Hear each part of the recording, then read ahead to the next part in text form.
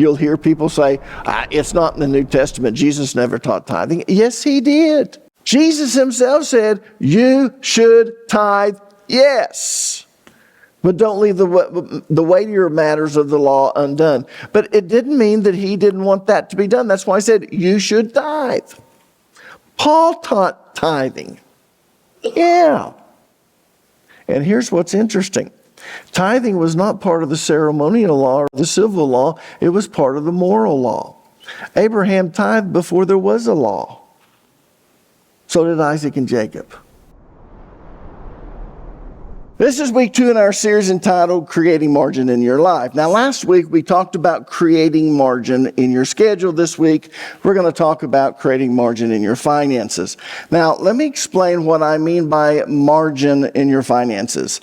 Margin is the extra room that you leave yourself for the unexpected, such as the insurance is due and it's gone up, so it's going to be more than you expected. The car breaks down. It's going to cost $1,700 to fix it. Whew. Your kids need braces and you don't have dental insurance. Those things happen, and if you don't have extra cash on hand, you're going to be in trouble. So margin is the money that you've been taking out of every paycheck and saving in case of an emergency, in case something unexpected happens. Now, let me show you a very simple diagram to help you understand what I mean by margin. Let's suppose that this stack of money is your paycheck. It's what you make each week, or if you get paid once a month, it's what you make each month. This is what you spend. See that? Yeah. The difference between what you make and what you spend is your margin. If you spend everything you make, then you don't have any margin. So when something unexpected occurs, you're in trouble because you don't have any extra money in order to cover it. So does everyone understand what I mean by margin? Margin is the extra room we leave ourselves for the unexpected. It's the money you've been taking out of every paycheck and saving in case of an emergency. Now listen to me. If you spend everything you make and you don't have anything in savings in case of an emergency, it's going to catch up with you eventually. It always does. That's why you need margin in your finances. This is what Solomon was talking about in Ecclesiastes chapter 9, verse number 10. This is a wonderful verse. Notice what it says. A feast is made for laughter. In other words, a good time.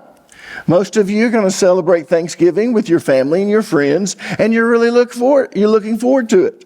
Not just because of the food, but because of the company. The whole reason you're coming together is to have a good time. And that's what he's saying. A feast is made for laughter. It's made for having a good time. And wine makes life merry, or it's supposed to. Unless you overindulge, then it won't. But money is the answer for everything. When your car breaks down and it's going to cost $1,700 to fix, you need money. $1,700 to be exact. When your kid gets appendicitis and your deductible on your insurance is $3,000, you need money. $3,000 to be exact. That's what Solomon said when he said money is the answer for everything. Now, people, that's a hyperbole. Everyone knows what a hyperbole is, right? A hyperbole is an exaggeration in order to make a point. And the point that Solomon is trying to make here is that whenever something unexpected occurs or an emergency happens, and it will, 99% of the time, money is the answer. And that's the point that he's trying to make. Friday night we went home and Lisa said it's time to get the Christmas tree out and get the ornaments. So we pulled the Christmas tree out. I went upstairs to get the ornaments that's in the attic. I looked on the attic floor when I turned on the light and there was water.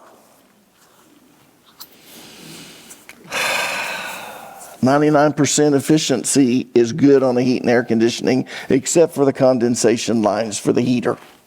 I had some work done this summer on my air conditioning, and when they fixed it, they broke the condensation line on the heating. So when I turned the heat on this year, I didn't realize it, but it was leaking up there. There was a break in the condensation line. I get up there, and it's broken. There's water in the attic floor. I clean it up. I call Adam's Heat there. Ronnie's a great guy. He always comes right out. He says, I'll be right there. He comes out. He fixes it. I'm laying in bed with Lisa and I make this comment, it's nice to have margin in your finances. Because when something breaks, something bad happens, 99% of the time, the answer to it is money. There would have been a time when we first got married, if something like that would have happened, we'd have been thinking, what are we going to do? How are we going to pay for that? What can we do to make sure that we can get through this next month? Yeah, because when we first got married, we did not have margin in our finances. Yeah. Now, this morning, I'm going to be honest, I'm going to offend about 75% of you. And there's no way that I can get around it. And the reason I say that is because the only way to get around it is to lie to you, and I'm not going to lie to you, so I'm just going to have to offend you. Please keep in mind that I'm trying to help you. And let me explain why I'm going to offend you. 75% of people are not good with money. If you're one of the 25% who's good with money, I'm not going to offend you this morning. You're going to be listening to this and go, yep, that's what I do. Yep. I do that too. Everyone should be doing that. But if you're the 75% of the people who's not good with money, I'm going to nail you. And when I nail you, you're going to go, who does he think he is? It's my money. I can do what I want with it. And it's true, you can.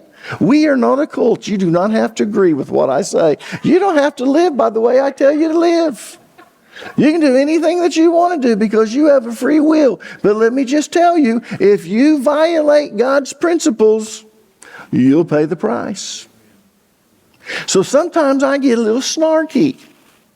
Everyone knows what snarky means, right? I grew up in a snarky family. Snarky means sarcastically rude. So I'll say sarcastic things and you guys think I'm being rude. But actually I'm just using that as a figure of speech. What I'm wanting you to do is I'm wanting you to go, did he really say that? And you pay attention. Yeah. But this time, I'm going to do my best not to be snarky. I just want to make sure that you understand that if you want to have a great life and not have to worry about finances, I'm going to break it down step by step. And it's so simple. When I finish, you're going to go, that is so simple. But it's kind of like dieting. I know I need to lose weight, and I know every diet that works. You're not doing me any favors when you come up to me and say, Pastor, I can help you out. Here's this great diet. Honey, the diet's not the problem. The discipline is. Do you understand what I'm saying? So when I finish this, you're going to look at it and you're going to go, that is so simple. A third grader can get that. Yes, but 75% of people have money problems. You could divide all the money in the world up between people, and I guarantee you, give them 1 year, and 25% of the people will have most of the money, and 75% of the people will be hurting. That's just the way it is. So, having said that, now that you know what I mean by margin, let me give you a principle. And if you're taking notes, I want you to write this down. In fact, I'd like everyone to write it down. If you didn't bring a notebook and pencil, no big deal. I want you to type this into your little telephone. Here's what I want you to write down. If you don't have any margin in your finances, you're living above your means. Let me say that again. If you don't have any margin in your finances, you're living above your means. In other words, you're living from paycheck to paycheck. If you're spending everything you make, if you can't seem to save any money, you are living above your means. There's no ifs, there's no ands, there's no buts. It's plain and simple. You're living above your means. Now, does everyone know what I mean by living above your means? The word means refers to income. So what I'm saying is you're living above your income. In other words, you're living a lifestyle that your income can't support. Let me say that again. You are living a lifestyle your income can't support. So when an emergency happens, when something bad takes place, you're in trouble. And it seems like you never learn from it because every year something's going wrong and you just can't get ahead. The problem is you're living a lifestyle your income can't support. And eventually it will catch up with you. Turn to Proverbs chapter 21, verse 20.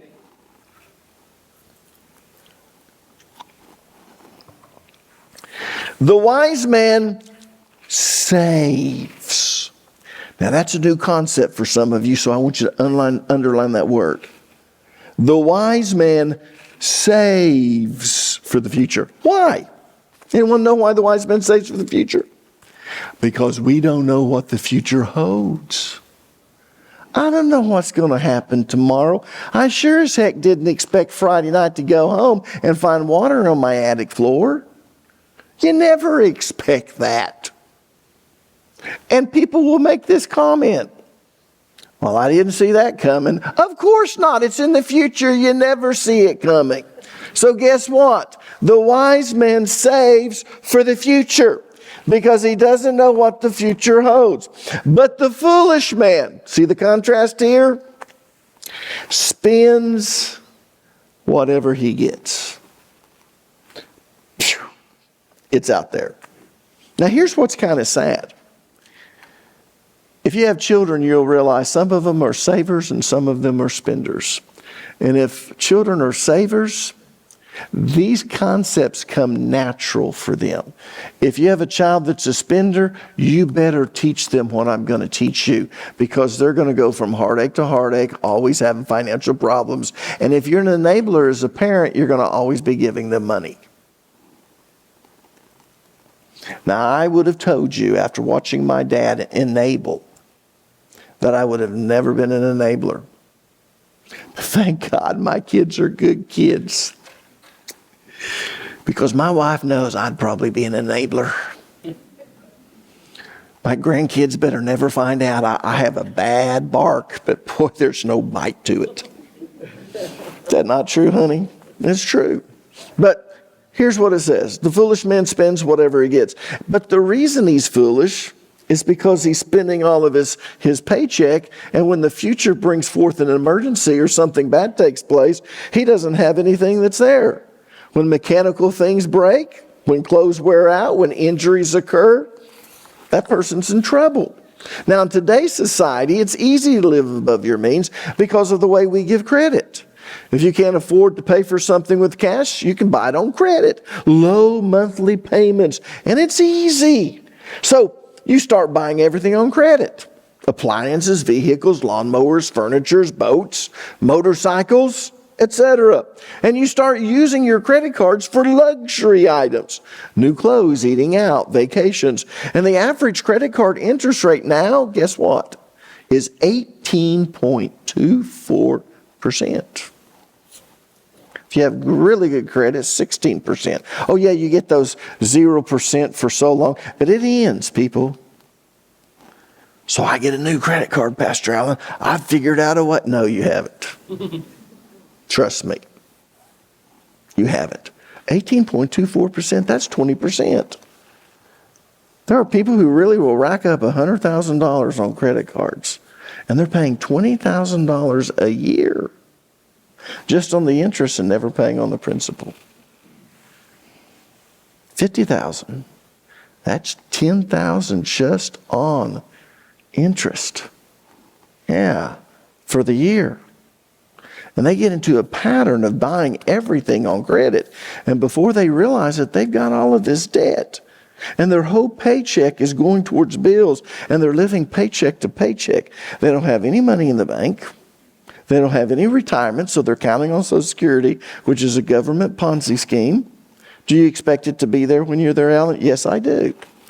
But they told me in the last letter I received, because I'm getting to that age, and they want me to wait till 70, which I will. If you wait till 70, you get 8% more once you get your full dispersal rate. You get 8% each year. Up till 70, and then you don't get any more, so you take it at 70. But anyways, here's what's interesting. The last one I got, they said this is going to run out at 1930 or in 2034. We're not going to have enough, or actually it's not going to run out. You're just going to be sending out more than what you're taking in. And now because of all the money they printed because of COVID, that's coming down. What year? Yeah. So we're depending upon that. And then for God forbid your spouse loses their job. Or gas spikes to $4.50 a gallon because people voted for someone whose policies, never mind. Good teaching right there, Al. Or your health care, because of Obamacare, is going up like mine in May to $1,900 a month. Do you think I believed it was going to be cheaper? $1,900. Is that right, May? My gosh. Now you're sweating bullets. Because this house of cards that you've built is about to come tumbling down around you. And then your wife and you start fighting. Or if you're female, you and your husband start fighting. Because 56% of all divorces, they're the result of financial problems. Did you know that? Yeah. You get a saver and a spender, and they marry. Sometimes you get two spenders who marry, and you're really in trouble. Yeah. So, why do people do it? Why do people get themselves into financial trouble? If you're saying, Pastor, what you're saying is right. I've heard all of this before. I went through Dave Ramsey's class. Just tell me why I do it. Okay, I'm going to tell you why you do it. Well, for most people, it's because they want to keep up with the Joneses. They want to have what everyone else has. If all of their friends have a swimming pool, they want a swimming pool. If all of their friends have a boat and they go out to Party Cove on Lake Tenkiller, they want a boat to go out to Party Cove on Lake Tenkiller. Even if they shouldn't. Actually, I was going to say, even if they can't afford it. And so that might be you. You want to keep up with the Joneses. You want to have what everyone else has. Everyone else on Facebook is showing these great vacations where they're going down to Florida, or they're going to Mexico, or they're going to Italy, or they're doing this, or they're going here. And you want to be able to put on your Facebook that you're doing this and you're doing that. I wish I was a thief. I would know that you're gone and I would break in. I'm just teasing. Put it on Facebook after you get home. But anyways, turn to Ecclesiastes chapter 4, verse number 4. Do you realize keeping up with the Joneses has been around since Solomon's time? In fact, it's been around before then. This is just something that he noticed as he observed people. It says, then I observed that most people are motivated to success because they envy their neighbors. They want what their neighbors have. But this too is meaningless, like chasing the wind. So now that you have what this neighbor has, do you have what that other neighbor has? And once you get what they have, there's always someone that moves in the neighborhood that has even more. I mean, it's just a never-ending circle trying to keep up with the Joneses. Yeah. So what do people do? They do whatever they have to in order to get it. And it's really pretty easy to do. All you have to do is put it on credit. Yeah. The second reason people get into financial problems is because they want to impress others. They want people to think that they make more money than they really make. Or they want people to think that they're more successful than they really are. And the way that you make people think that is by driving expensive cars, wearing expensive clothes, living in an expensive house, and having expensive toys. Those things are a status symbol. So they overextend themselves. And I mean this in the best Southern way. Bless their heart. Turn to Proverbs chapter 12, verse 9. I love this verse. Better to be a nobody. How many of you want to be a nobody? You know what's kind of funny? In today's culture, we don't want to be nobodies. When I was growing up, you couldn't tell who was a millionaire and who wasn't. Not in Cherokee County. Some of the people that had all the money, they wore overalls and drove old used trucks. If you ever saw Sam Walton's truck, you know what I'm talking about. Yeah.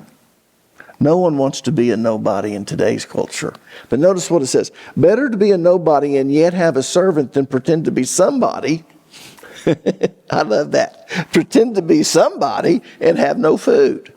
Now, the word servant throws a lot of people, so let me explain what it means. The word servant is translated from the Hebrew word ebed, and it refers to any person who works for you. It could be an assistant, it could be an employee, or even in their day, it could be an indentured servant. But it implies that you're successful because you have enough money in order to pay someone to work for you. Yeah. Now, I want you to notice what Solomon is saying here. He's saying it's better to be successful and no one knows it than it is for people to think you're successful and you're not. Some of you will never be successful because you're wasting all of your time and money trying to look like you're successful. Now, don't get me wrong. If you like nice things, that's okay. There is nothing wrong with having nice things. Nothing at all. But if you can't afford those things, then don't buy them. Quit trying to keep up with the Joneses and quit trying to impress people. So those are the two main reasons why people get themselves into financial trouble. So if you're in financial trouble, let me just say this. You probably do it for one of those two reasons. There might be a third, and sometimes there are other reasons. Maybe you didn't have adequate insurance and someone got sick in your family, or certain things come up. I'm obviously not saying these are the only two reasons people have financial problems. Sometimes you just have financial problems. You started a business, COVID hit, they made you shut it down. You had all this money that you borrowed, you can't pay it back. I get it. There's other reasons.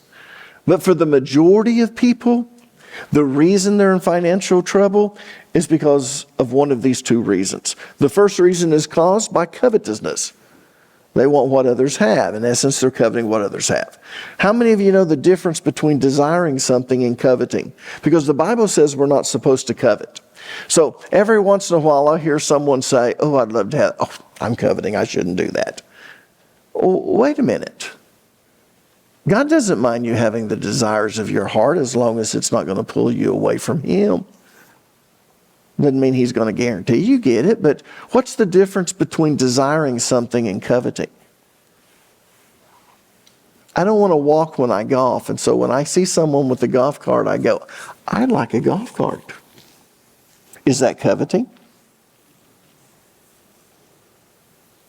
How many of you don't know the difference? If you don't know the difference, I'm going to explain it. How many of you don't know the difference between desiring and coveting? Great. We're going to take a test, and I want you to turn this in. I want you to write down the difference between desiring and coveting. No, I'm just teasing you. Here's the difference.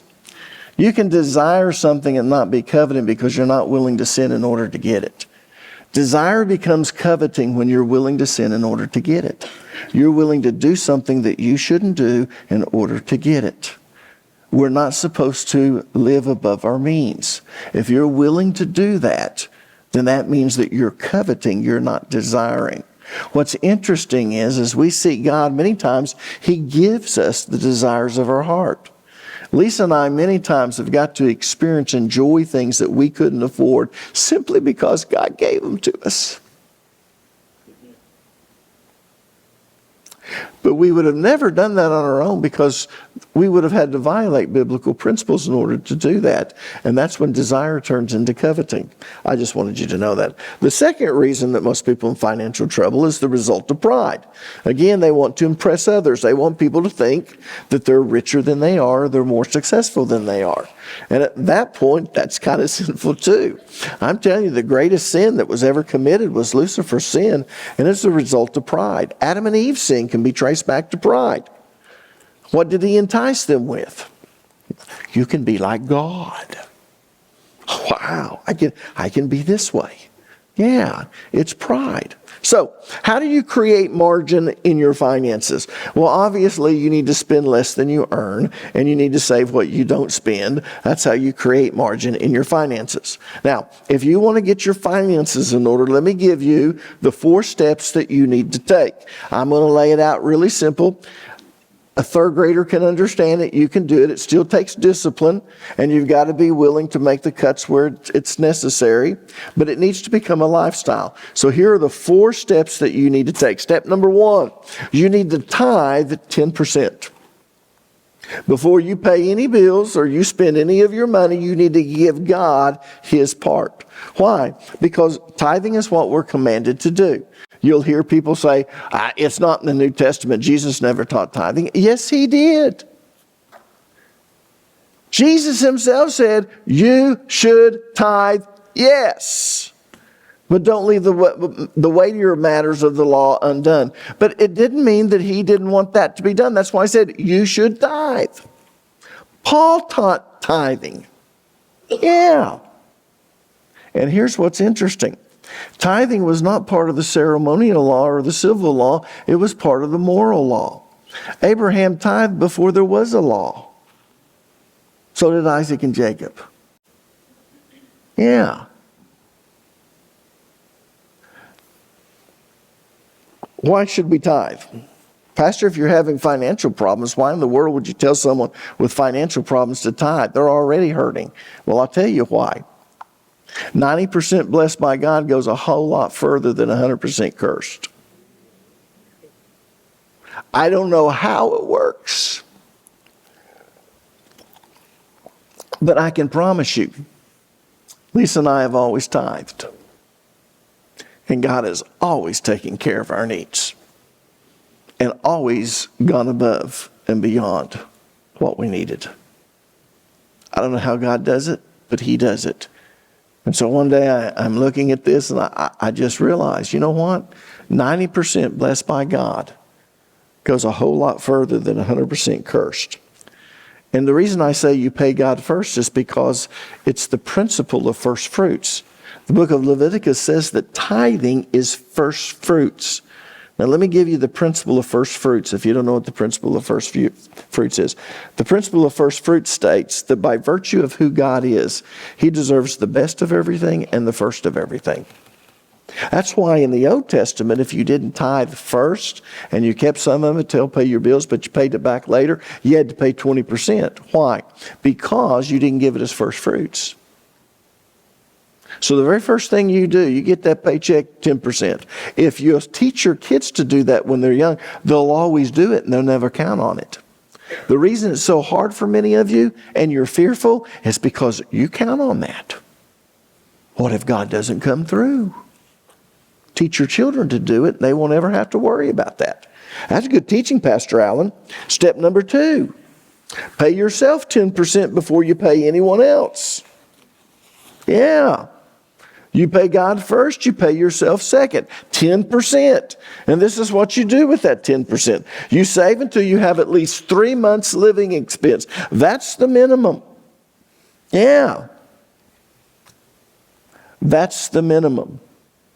You have 3 months living expenses. That's what you want to have. You also need to purchase life insurance and medical insurance. Men, if you don't have life insurance, you're not doing your job as the leader of the family. 1 Timothy chapter 5, verse number 8 says, if anyone does not provide for his relatives, especially for his immediate family, he has denied the faith, and he is worse. I like the King James version because it sounds worse. He is worse than an infidel. Here it says unbeliever. Same thing. But let me tell you why he's worse than an infidel. Even unbelievers know that they have a responsibility to take care of their family. You don't have to be a believer to know if you're the man in the house, it's your job to take care of the family. Doesn't mean that your wife can't work. Doesn't mean that they can't supplement the income. Doesn't mean she can't make more money than you make. It would have been nice if Lisa would have been a doctor. Wouldn't have hurt me a bit. But I want you to understand something. It's my job as the man of the house to make sure my family's taken care of. And here's what's interesting. That responsibility to take care of your family does not end when you die. Some of you think, well, my responsibility to take care of my family, it ends when I die. Not financially. That's why you need life insurance. I still carry life insurance. Earliest I could afford to get it, I got life insurance. I had a wife and 2 kids. I did not want my wife forced to marry someone she didn't love. You don't know how many marriages I perform, and I'm thinking, are you marrying this guy because you love him, or are you marrying this guy because you need help financially? You need a daddy for your kids. And when you're young, you can get a lot of insurance for a little bit of money, term insurance. That's good teaching, Pastor Allen, every woman said. Yeah. Now, after you've done those 2 things, medical insurance and life insurance plus, now that's one thing, that's insurance.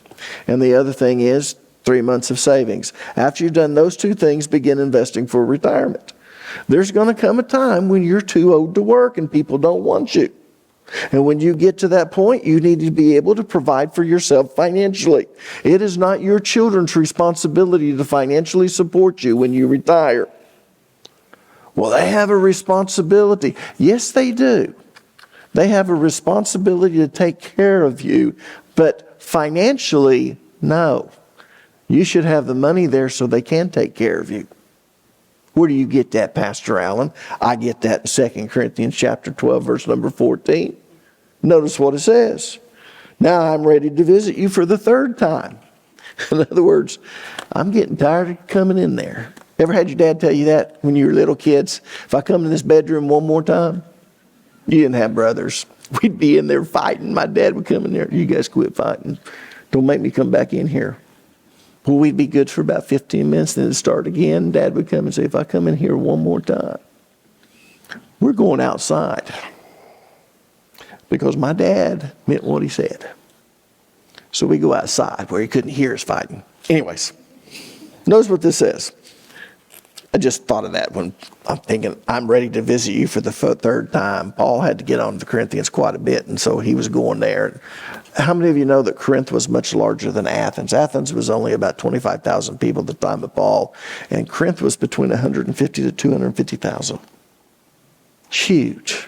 Anyways, I'm ready to visit you for the 3rd time, and I will not be a burden to you, because what I want is not your possessions but you. Now notice this. After all, he's stating a biblical principle. Children should not have to save up for their parents, but parents for their children. In other words, when Lisa and I leave, my children should receive an inheritance, but they should not have to be saying, well, we better start saving because mom and dad haven't saved anything and they're going to be in trouble when they retire. Some of you are that way. You're thinking about your parents and you're going, you know what? I better start saving because I'm going to have to take care of mom, or I'm going to have to take care of dad, or I'm going to have to take care of mom and dad because they haven't prepared for retirement. And sometimes Social Security will take care of it. Most of the time, if they haven't prepared for that, they're going to get the minimum and they just can't live on that. Now, if that's happened and you got to take care of your parents, suck it up, buttercup. You got a responsibility to take care of your parents. But I'm telling you, they probably didn't know this, but you know it. You start taking care of it when you get to that age where you can't work, so your kids don't have to take care of you financially. They might have to come in and take care of you. So the greatest honor Lisa and I had was taking care of her parents. We got to the point before we could hire someone coming at 9, we just divided between the kids. They wouldn't allow the bars to go up on it, so we'd have to go in there and sit. So we would share that. You take your parents to the bathroom, help them get there, clean them up. It's an honor to do that. But as parents, no one wants that. And let me just say this. We should not expect our kids to have to financially support us. We should be putting back so that when we pass away, they're blessed again. I want to bless my kids and my grandkids. Okay, I got to keep going. Now, as your salary increases, you should add to your savings and increase the amount that you're investing. Yeah. You need to And let me tell you what most people don't realize. When your boss comes and tells you that you're getting a raise, the first thing that you should think of if you have a 401k is, okay, I've been giving 10% of my income because I've got my rainy day fund. I'm now investing. I'm getting a raise. Well, I need to keep 10% of what my new salary is. So you add to your 401k and you keep doing that. Plus, you have 3 months you should have in your rainy day fund. Well, now, since you make more money, is it still 3 months? If not, you add 401k, but you continue to maintain the style of living you have till you get that, and then you get your raise. That's good teaching, Pastor Allen. Step number 3, pay your bills. You know, nothing is worse than having a person that owes you money and they never pay their bills on time, or who doesn't pay their bills at all. Look what Romans 13:8 says. Let no debt remain outstanding. When is it outstanding? Well, there's a due date. It's okay to have debt. Sometimes there's such a thing as good debt. A mortgage is good debt. If you've been wise in selecting your house, you got low interest. But notice what it says, let no debt remain outstanding. In other words, if it's due, you pay it. Don't pay that late fee. That's just bad as a Christian witness anyway. And then notice what it says. Let no debt remain outstanding except the continuing debt to love one another. For he who loves his fellow man has fulfilled the law. I like the way the King James Version says. It says, owe no man anything but to love one another. Yeah. And the last step, step number 4, spend the rest on whatever you want. People, as I told you, there's nothing wrong with having nice things. In fact, God wants you to, and He wants you to enjoy the fruit of your labor. You should have nice things. You should be able to do things that you enjoy. Yeah. Look at Ecclesiastes chapter 3, verse 13. And people should eat and drink and enjoy the fruits of their labor. These are gifts from God. It's God's gift for you to enjoy life. You know, nothing is worse than a person to get to heaven and say, boy, I made it. I'm so glad. Now, don't get me wrong. There's pitfalls. There's things that are horrible in this world, and I can't wait to get to heaven. But you know, when I get to heaven, I'm not going to say, it was just horrible on earth. No. I've enjoyed my life here on this earth. Doesn't mean everything's been roses. But the good times have so outweighed the bad that I forget the bad many times. So, what God doesn't want, though, is for you to live above your means. Now, let me show you something. I think this is important.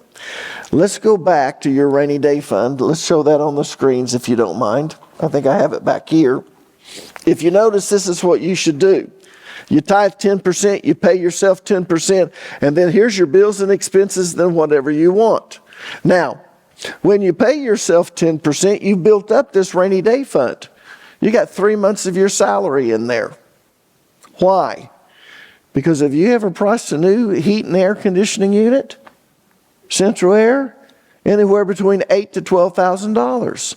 So one day when it's July and it's 102 degrees outside with the heat index 120, and you come home and the heat and air isn't working. And guess what? It always stops when the warranty's over. That's just the way it is. So no problem. I'll call the insurance company. The insurance company says, oh, we don't do that. That's not part of it. That's just normal maintenance. You're going to have to pay for that. And it's going to cost you $10,000. Well, if you've done what you should do and you've got 3 months, you pull that out. But here's the thing. You pay it out of your rainy day fund. You don't pull it out of your 401k. You take it out of your rainy day fund, you pay that off, but guess what? Your rainy day fund is no longer where it was. So guess what you have to do? You see that whatever you want, you don't get whatever you want till you pay that back. When Lisa and I, we bought this new house, there were some things we had to take care of. And after we took care of it, our rainy day fund went down, which means we can't vacation the way we want to vacation till the rainy day fund gets back up there. For you young people, it's called adulting. For us older people, that's just what you do when you're an adult. I'm sorry. I said I wasn't going to be snarky, didn't I? First time I heard that term, adulting, and these kids were so proud in their 20s. We're adulting, and I'm thinking, oh my gosh, I was doing that when I was 16. That's unbelievable to me. So, let me ask you something. I have to stop here. How do you know if you can afford something? We'll have to do that next time.